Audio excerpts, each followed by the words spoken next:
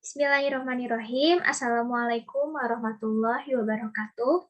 Kami dari kelompok satu akan membahas mengenai perkembangan tradisi keilmuan. Nah, di sini dengan saya sendiri, Ananda Nur Putri Azahra, kemudian ada Muhammad Naufal Afif, dan Syahdan Satria Adila. Ya, berbicara mengenai perkembangan tradisi keilmuan, bahwa teori awal kemunculan peradaban itu dapat digunakan sebagai pisau bedah analisis historis dan kontekstual dalam proses kemunculan awal tradisi keilmuan. Dalam kaitan ini, ada baiknya kita menggunakan teori high culture atau high tradition pada umumnya yang diciptakan oleh sebuah bangsa yang telah mampu menghasilkan peradaban-peradaban besar di dunia. Bangsa-bangsa yang berperadaban itulah yang menghasilkan kebudayaan yang tinggi, termasuk di dalamnya ada ilmu pengetahuan, pemikiran, sains, dan teknologi. Nah, pertanyaannya adalah bahwa bangsa manakah yang dijadikan sebagai pencetus peradaban-peradaban ilmu pengetahuan tersebut. Ada yang mengatakan bahwa Yunani lah yang merupakan representasi dunia barat Eropa, selalu disebut-sebut sebagai pendiri tradisi filsafat. Ada juga yang mengatakan bahwa sebagian besar menyebut peradaban itu dimulai dari Mesopotamia. Kemudian ada juga yang mengatakan bahwa Mesir kuno dijadikan sebagai peradaban ilmu pengetahuan terbesar karena diawali dengan pada zaman kerajaan Fir'aun maupun kerajaan sebelumnya. Lalu, bagaimanakah teori kemunculan peradaban ilmu dunia tersebut? Nah, tadi sempat disinggung bahwa ada kerajaan-kerajaan kuno lah yang dijadikan sebagai awal kemunculan peradaban ilmu pengetahuan. Lalu apa hubungannya antara kerajaan kuno dengan awal kemunculan tradisi keilmuan tersebut? Nah, kerajaan-kerajaan kuno itu merupakan kerajaan tertua di dunia dan menjadi elemen terpenting dalam peradaban kuno. Itu adalah ilmu pengetahuan, teknologi, dan filsafat. Dalam kaitan ini, kemunculan ilmu pengetahuan dan sains sebagai hasil akibat dari sebuah peradaban memiliki hubungan antara historisitas peradaban dan keilmuan. Nah, kerajaan-kerajaan kuno tersebut itulah yang berada di wilayah timur, Timur Tengah atau Asia Barat. Maka peradaban kuno dunia itulah berawal dari timur. Ilmu pengetahuan, sains, dan teknologi adalah bagian dari hasil sebuah kebudayaan tinggi dan peradaban dunia. Nah, berikut adalah kronologi ditemukannya perkembangan ilmu. Nah, peradaban ilmu pengetahuan pertama kali dicetuskan di Mesopotamia. Nah, di Mesopotamia ini merupakan situs perkembangan ilmu pengetahuan paling awal yang berlangsung sekitar 10.000 tahun sebelum Masehi. Nah, penduduk-penduduk Mesopotamia pada saat itu hidup makmur karena ditandai dengan daerahnya yang subur untuk bercocok tanam. Nah, pada saat itu, pada manusia-manusia purba saat itu mereka berusaha mencari bagaimana mereka bertahan hidup pada saat itu. Nah, kemudian mereka melakukanlah yang namanya bercocok tanam, menulis-nulis di batu-batu, kemudian mencari tempat tinggal. Nah, itulah yang dijadikan sebagai peradaban ilmu pengetahuan pertama pada saat itu. Nah, kemudian seiring berjalannya waktu, ada bangsa Sumeria yang mana datang dari gurun dan pegunungan Mesopotamia pada sekitar tahun 400 sebelum Masehi.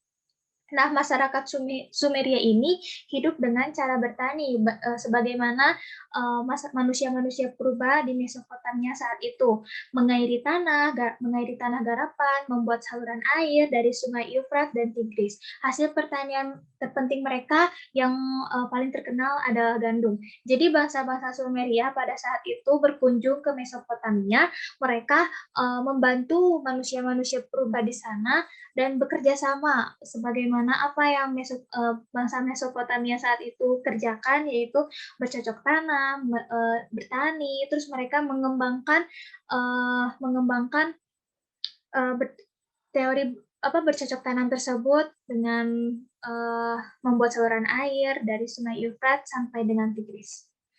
Nah, kemudian datanglah bangsa Semit yang menguasai Mesopotamia selama 2 abad, sekitar tahun 2500 sampai dengan 2300 sebelum Masehi di bawah kepemimpinan bangsa Sumeria. Membangun kota-kota serta pertanian dijadikan sebagai landasan aktivitas ekonomi. Bersama Sumeria membangun karikatur dengan ilmu arsitektur berupa kuil, batu-batu besar, dan lain-lain.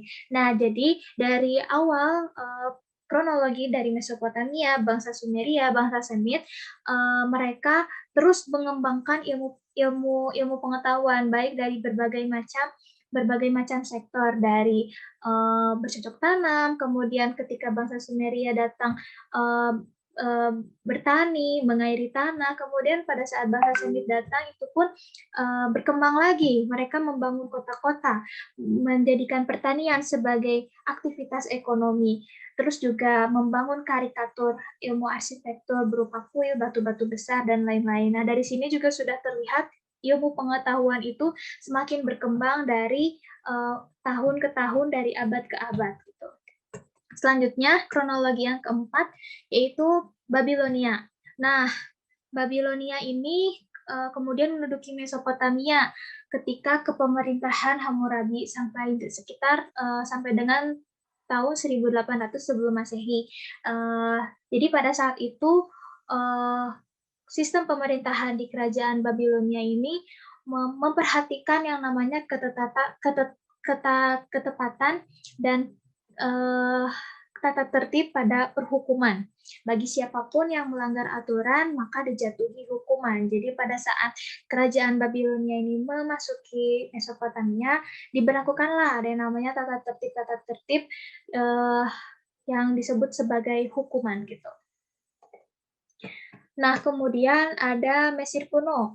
Kemudian setelah Babilonia memasuki Mesopotamia, kerajaan Mesir kuno, penduduk Mesir kuno mulai menempati kawasan lembah Nil sekitar tahun 5000 sampai dengan 525 sebelum Masehi, yaitu sejak orang Mesir primitif, periode perkembangan Neolitik sampai pada perkembangan peradaban masa kekuasaan Firaun.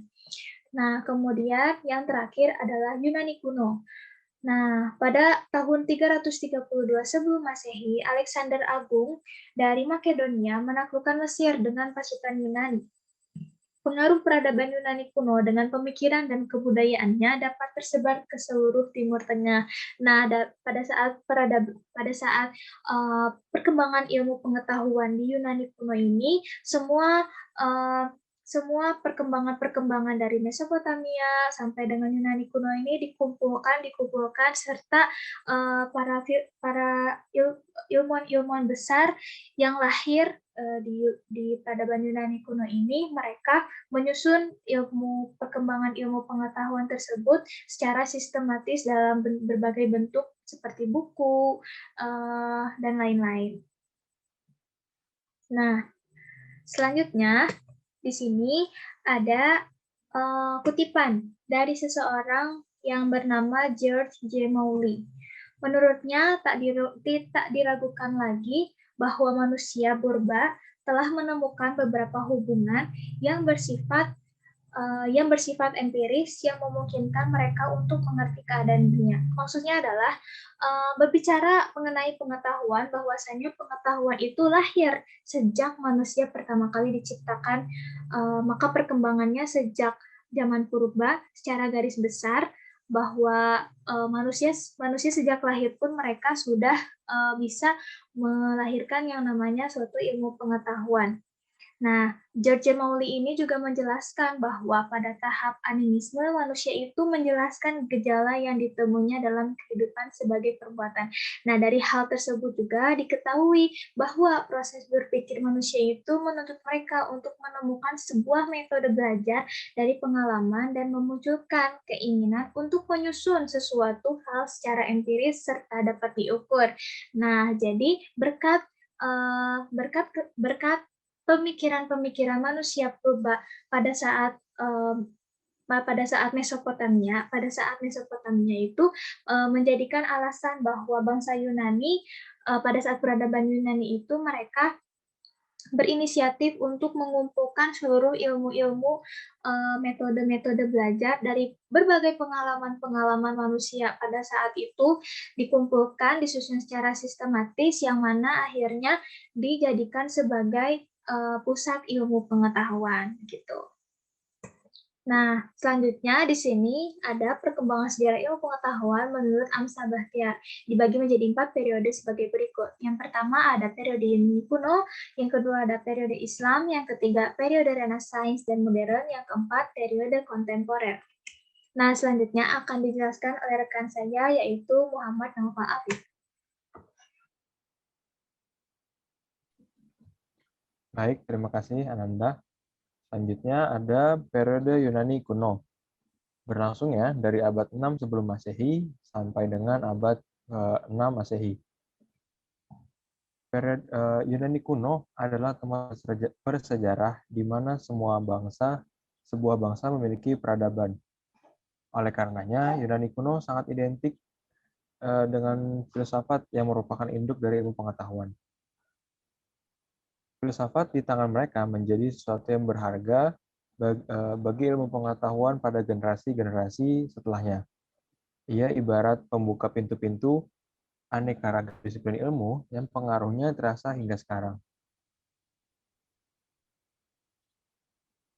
Seiring berkembangnya waktu, filsafat dijadikan sebagai landasan berpikir oleh bangsa Yunani untuk menggali ilmu pengetahuan sehingga berkembang pada generasi setelahnya.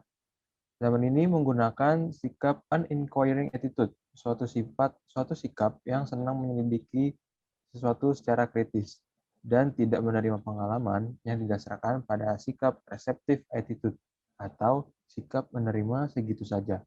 Sehingga pada zaman ini filsafat tumbuh dengan subur.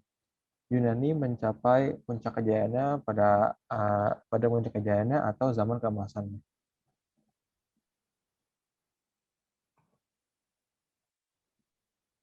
Bisa lanjut, Anda? Ya. Selanjutnya ada filsuf pada era Yunani kuno. Yang pertama ada Thales pada tahun 624 sampai 545 sebelum Masehi. Kurang lebih 600 tahun sebelum Nabi Isa atau Yesus lahir, muncul sosok pertama dari Tridente Miletus, yaitu Thales, yang menggebrak cara berpikir mitologis masyarakat Yunani dalam menjelaskan segala sesuatu. Sebagai saudagar filsuf, Thales amat gemar melakukan rihlah. Menurutnya, zat utama yang menjadi dasar materi adalah air. Pada dasarnya, ia menjadi filsuf yang mempertanyakan isi dasar alam. Yang kedua itu ada Pythagoras pada tahun 580 sampai 500 sebelum Masehi. Pythagoras lahir di Samos, daerah Ioni, tetapi kemudian berada di daerah Kroton, yaitu di Italia Selatan. Ia adalah seorang matematikawan dan filsuf Yunani yang paling dikenal melalui teoremanya. Dikenal sebagai bapak bilangan, dan salah satu peninggalan Pythagoras yang terkenal adalah teorema Pythagoras, yang menyatakan bahwa kuadrat hipotenusa dari suatu segitiga siku-siku adalah sama dengan jumlah kuadrat dari kaki-kakinya, atau sisi siku-sikunya. Walaupun fakta di dalam teorema ini telah banyak diketahui sebelum lahirnya Pythagoras, namun teorema ini dikreditkan kepada Pythagoras karena ia yang pertama kali membuktikan pengamatan ini secara matematis. Selanjutnya, filsuf pada era Yunani kuno yang ketiga ada Socrates, yaitu pada tahun 469 sebelum Masehi sampai 399 sebelum Masehi. Sumbangsi Socrates yang terpenting bagi pemikiran Barat adalah metode penyelidikannya, yang dikenal sebagai metode Elenchos, yang banyak diterapkan untuk menguji konsep moral yang pokok. Karena itu, Socrates dikenal dengan sebagai bapak dan sumber etika atau filsafat moral dan juga filsafat secara umum. Periode setelah Socrates ini disebut zaman keemasan keilmuan bangsa Yunani karena pada zaman ini kajian-kajian keilmuan yang muncul adalah perpaduan antara filsafat alam, dan filsafat tentang manusia. Selanjutnya, filsuf yang keempat, ada Plato pada tahun 427 sampai 347 sebelum Masehi. Sumbangsih Plato yang terpenting tentu saja adalah ilmunya mengenai ide. Dunia fana tiada lain hanyalah refleksi atau bayangan daripada dunia ideal. Di dunia ideal, semuanya sangat sempurna. Plato yang hidup pada abad keempat sebelum Masehi adalah seorang filsuf earliest atau yang paling tua, yang tulisan-tulisannya masih menghiasi dunia akademisi hingga saat ini. Selanjutnya yang kelima ada Aristoteles pada tahun 384 sampai 322 sebelum Masehi. Aristoteles adalah seorang filsuf Yunani, murid dari Plato, dan guru dari Alexander yang Agung. Ia memberikan kontribusi di bidang metafisika, fisika, etika, politik, ilmu kedokteran, dan ilmu alam. Di bidang ilmu alam, ia merupakan orang pertama yang mengumpulkan dan mengklasifikasikan spesies-spesies biologi secara sistematis. Masa keemasan keilmuan bangsa Yunani terjadi pada masa Aristoteles, itu pada tahun 384 sampai 322 sebelum Masehi. Ia berhasil menemukan pemecahan persoalan-persoalan besar filsafat yang dipersatukan dalam satu sistem, logika, matematika, fisika, dan metafisika. Logika Aristoteles berdasarkan pada analisis bahasa yang disebut silogisme.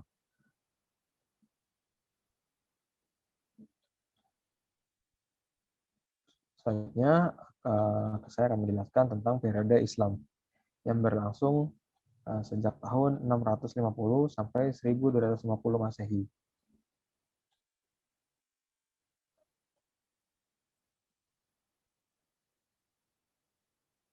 Yang pertama, tidak terbantahkan bahwa Islam sesungguhnya adalah ajaran yang sangat cinta terhadap ilmu pengetahuan. Hal ini sudah terlihat dari pesan yang terkandung dalam Al-Quran yang diwahyukan pertama kali kepada Nabi Muhammad SAW, yaitu surat Al-Alaq, dengan diawali dengan perintah Iqra yang berarti bacalah. Gairah intelektualitas di dunia Islam ini berkembang pada saat Eropa dan Barat mengalami titik kegelapan.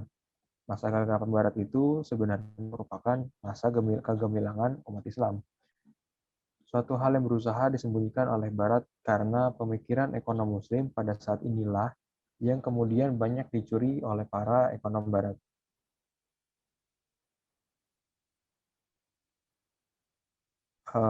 Pada saat itulah di timur, terutama di wilayah kekuasaan Islam, terjadi perkembangan ilmu pengetahuan yang pesat. Di saat Eropa pada zaman pertengahan lebih berkutat pada isu-isu keagamaan, maka peradaban dunia Islam melakukan penerjemahan besar-besaran terhadap karya-karya filsuf Yunani dan berbagai temuan di lapangan ilmiah lainnya. Menurut Harun Nasution, keilmuan berkembang pada zaman Islam klasik, yaitu pada tahun 650 sampai 1250 Masehi. Keilmuan ini dipengaruhi oleh persepsi tentang bagaimana tingginya kedudukan akal seperti yang terdapat pada Al-Quran dan hadis. Persepsi ini bertemu dengan persepsi yang sama dari Yunani melalui filsafat dan sains Yunani yang berada di kota-kota pusat peradaban Yunani di dunia Islam zaman klasik, seperti Alexandria, yaitu di Mesir, Yundishapur, Irak, Antakya, Syria, dan Baghdad di Persia.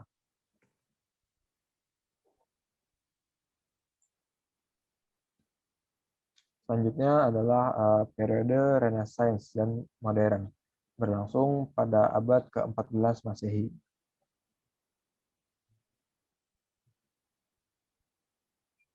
Renaissance adalah periode perkembangan peradaban yang terletak di ujung atau sesudah abad ke-8 sampai muncul abad modern. Pengaruh ilmu pengetahuan Islam atas Eropa yang sudah berlangsung sejak abad ke-12 Masehi itu menimbulkan gerakan kebangkitan kembali atau Renaissance pusaka Yunani di Eropa pada abad ke-14 Masehi. Berkembangnya pemikiran Yunani di Eropa kali ini adalah melalui terjemahan-terjemahan Arab yang dipelajari dan kemudian diterjemahkan kembali ke dalam bahasa Latin. Gerakan-gerakan itu adalah kebangkitan kembali kebudayaan Yunani klasik atau Renaissance pada abad ke-14 Masehi. Baik, selanjutnya akan dijelaskan oleh Saudara Syahdan Satria Adila. Terima kasih, Saudara Afif. Nah, selanjutnya itu periode kontemporer. Nah, periode kontemporer ini bermula dari abad 20 Masehi.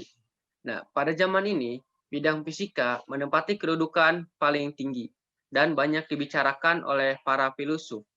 Sebagian besar, aplikasi ilmu dan teknologi di abad 21 merupakan hasil penemuan muktahir di abad 20. Periode kontemporer. Zaman ini ditandai dengan adanya teknologi-teknologi canggih dan spesialisasi ilmu-ilmu yang semakin tajam dan mendalam. Pada zaman ini juga, ilmuwan yang menonjol dan banyak dibicarakan adalah fisikawan. Baik di bidang fisika menjadi titik pusat perkembangan ilmu pada masa ini. Fisikawan yang paling terkenal pada abad ke-20 adalah Albert Einstein. Albert Einstein sudah tidak asing lagi bagi kita semua. Nah, pada zaman ini juga terlihat integrasi fisika dan kimia. Pada zaman ini juga disebut dengan zaman sains besar. Nah, selanjutnya. Nah, penemuan-penemuan baru pada periode kontemporer, yaitu ilmuwan-ilmuwannya ada Albert Einstein. Dia itu mengungkapkan teori relativitas dan pengembangan mekanika kuantum, mekanika statistik, dan kosmologi.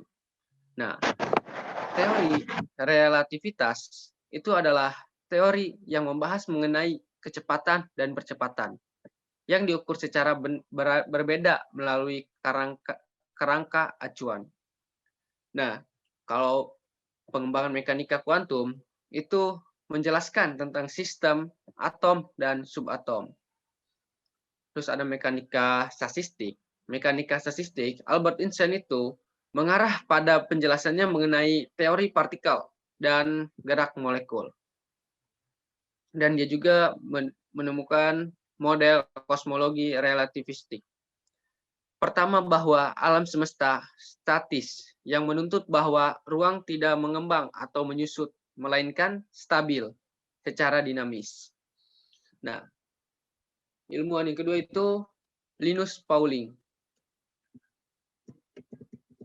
Linus Pauling ini mengarang buku yang berjudul The Nature of Chemical Bond, mengungkapkan prinsip-prinsip mekanika kuantum dalam pemodelan fisik DNA rahasia atau rahasia kehidupan. Nah, yang ketiga itu ada Leon Chua. Ini dia itu menemukan terbaru di bidang teknologi. Ini ilmuwan Leon Chua itu teknologinya itu dia itu sangat ahli dalam bidang teknologi penemuannya, seperti listrik, elektronika atau transistor dan IC, robotika atau mesin produksi dan mesin pertanian. Ada juga dia menemukan televisi dan radio, teknologi nuklir, mesin, transportasi, komputer, internet, pesawat terbang, telepon, dan seluler. Nah, tradisi keilmuan dunia Islam. Tradisi keilmuan di dunia Islam itu terbagi menjadi dua, yaitu tradisi ilmiah dalam tradisi Islam dan juga tradisi ilmiah berbasis metodologis tradisi ilmiah. Nah, tradisi ilmiah dalam tradisi Islam, fakta dasar mendukung keabsahan asumsi adalah dominasi ilmuwan atau filosof muslim dalam praktek-praktek ilmiah yang telah dilakukannya. Tradisi ilmiah dalam tradisi Islam telah dimulai sejak zaman Nabi Muhammad SAW menjalankan misi dakwahnya terhadap masyarakat Arab pada abad ke-7 Hijriah. Nah, jadi tradisi keilmuan Islam itu ada sejak zaman Nabi Muhammad SAW, yaitu menjalankan misi dakwahnya terhadap masyarakat Arab pada abad ke-7 Hijriah. Nah, penerjemah karya sastra atau filosofis ke dalam bahasa Arab. Nah, penerjemah ini terjadi pada abad ke-8, yaitu Ibnu Muqaffah yang mengabdi ke Khalifah Al-Mansur telah menerjemahkan dengan baik karya-karya sastra maupun filosofis ke dalam bahasa Arab. Nah, di antaranya tersebut karya Khalilah wa Diminah yang ia terjemahkan dari bahasa Pahlavi dari fabel bahasa India kerangka pujangga, India Bidpay.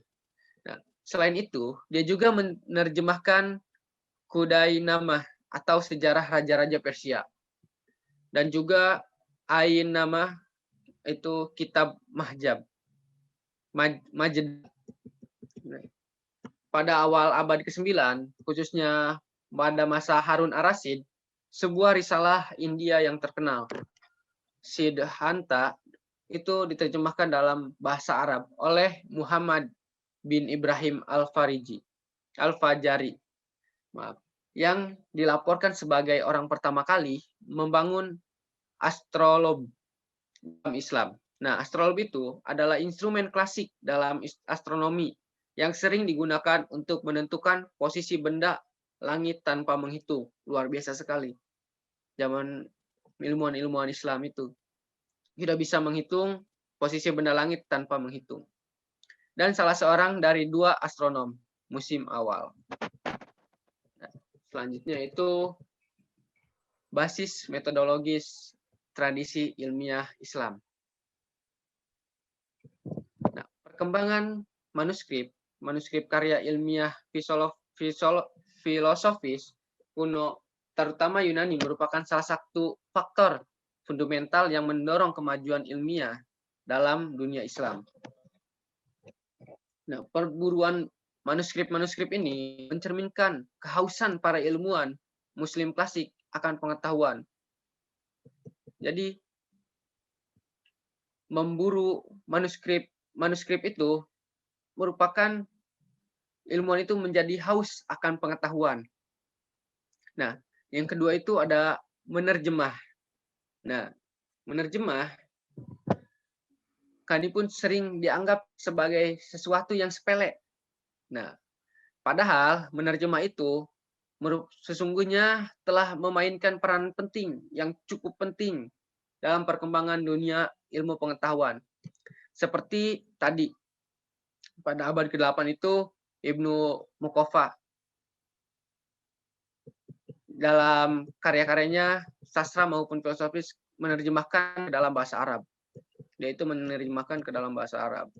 Nah, yang ketiga itu menulis komentar atau ringkasan. Fungsi utama dari menulis komentar atau ringkasan itu terhadap karya-karya ilmiah itu adalah untuk membantu pembaca dalam memahami maksud penulisan asli dalam tulisannya.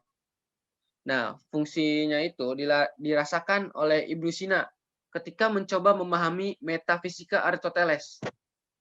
Nah, ada sebuah cerita, yaitu dia itu mengalami kesulitan memahami karya Aristoteles.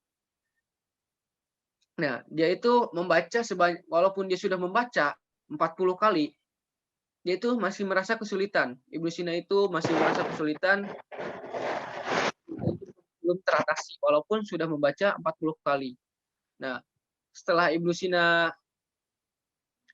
membaca komentar dari Al-Farabi yang berjudul Maqasid Fima Bada Al-Tabiyah, itu Al-Farabi itu menjelaskan tentang maksud metafisika karya Aristoteles.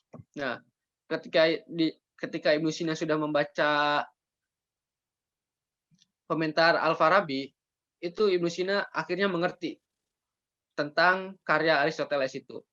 Nah, selanjutnya itu ada menulis karya orsinil. Nah, selain aktivitas membaca, para ilmuwan juga tidak sedikit ilmuwan Muslim yang menulis karya-karya ilmiah asli. Nah, seperti Al-Tabari dia itu telah menulis 40 halaman setiap hari dalam 40 tahun. Luar biasa. Sedangkan Ibnu Sina telah menulis kitab Al-Insaf selama 6 bulan yang memuat solusi terhadap 28 masalah filsafat. Ya, contohnya seperti itu. Terus ada menyalin distribusi buku. Menyalin dan distribusi buku. Nah, proses penyalinan kalau di zaman sekarang itu seperti percetakan.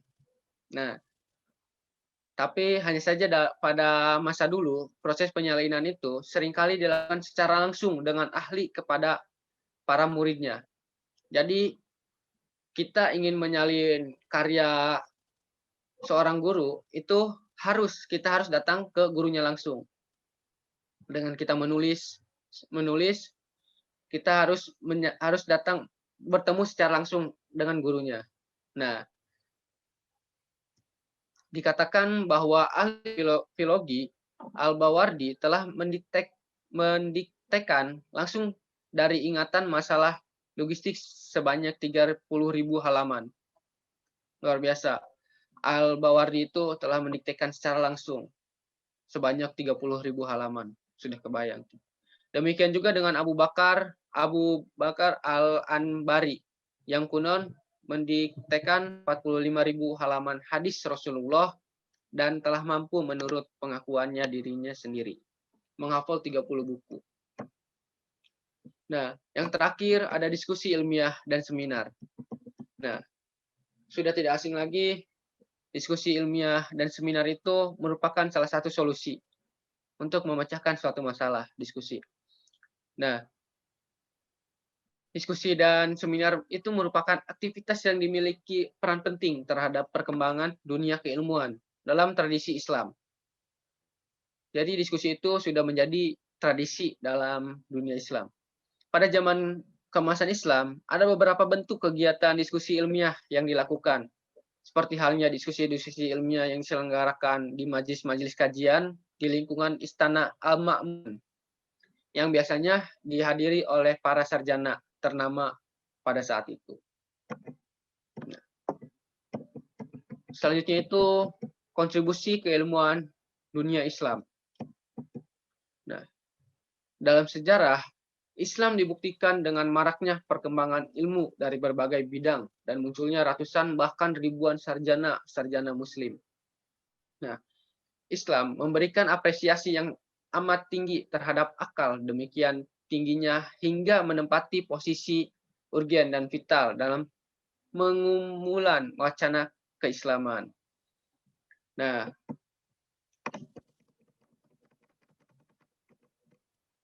dengan demikian muncullah berbagai disiplin ilmu.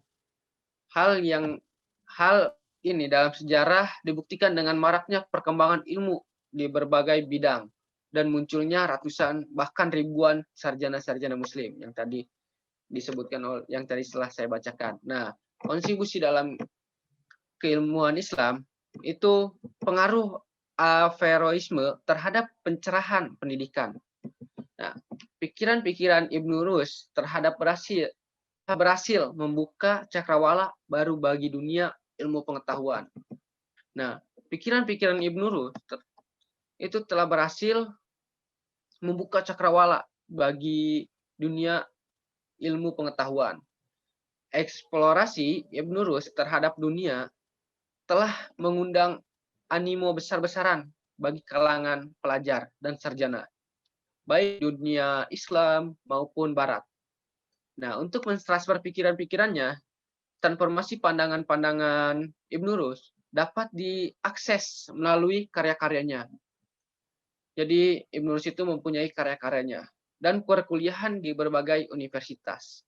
Di antaranya itu Universitas Cordoba, Sevilla, Malaga, Granada, dan Samalanca di Andalusia. Nah, di zaman itu pandangan-pandangan Ibnu Rus sangat digandrungi, baik ditransformasikan lewat karya-karyanya maupun komentar-komentar para muridnya mengenai masalah kebenaran. Ibnu Rus juga dipercaya pada apa yang disebut kesatuan keseluruhan kebenaran, yang merupakan satu-satunya cara di mana filosof Muslim bila menjustifikasi pemburuan filosof mereka. Nah, yang kedua itu ada pemikiran Ibnu Al-Haytham.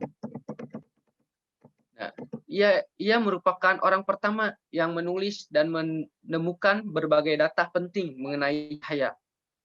Nah, beliau menjadi seorang yang amat mahir maksudnya dalam bidang sains, falak, matematika, geometri, pengobatan, dan falsafah. Ibnu Haytham merupakan ilmuwan yang gemar melakukan penyelidikan. Nah, disitulah dia itu gemar melakukan penyelidikan. Dengan kegemaran tersebut, dia berhasil menulis berbagai data penting mengenai cahaya. Maaf Kak Sadan, waktunya udah 1 menit lagi. Dibaca semua aja. Oke. Pemikiran Jabir Ibnu Hayyan. Nah, beliau merupakan seorang ilmuwan dan filosof termuka yang memiliki nama lengkap Abu Musa Jabir Ibnu Hayyan Al-Ajdi. Nah, dia itu seorang ahli di bidang farmasi dari kabilah Yaman yang besar, yaitu kabilah Ajad. Nah, Jabir mempelajari ilmu kedokteran pada masa kekhalifahan Abbasiyah di bawah pimpinan Harun ar-Rasyid dari seorang guru yang bernama Barmaki Fijir. Jabir pun terus bekerja dan bereksperimen dalam bidang kimia dengan tekun di sebuah laboratorium dekat Bawaddah di Damaskus. Dengan ciri khas eksperimen-eksperimennya yang dilakukan secara kuantitatif, bahkan instrumen-instrumen yang digunakan untuk eksperimennya dia dibuat sendiri dari bahan-bahan logam dan tumbuhan hewani. Selain ahli dalam bidang ilmu kimia, beliau juga ahli dalam ilmu yang lain seperti kedokteran, filsafat, dan fisika.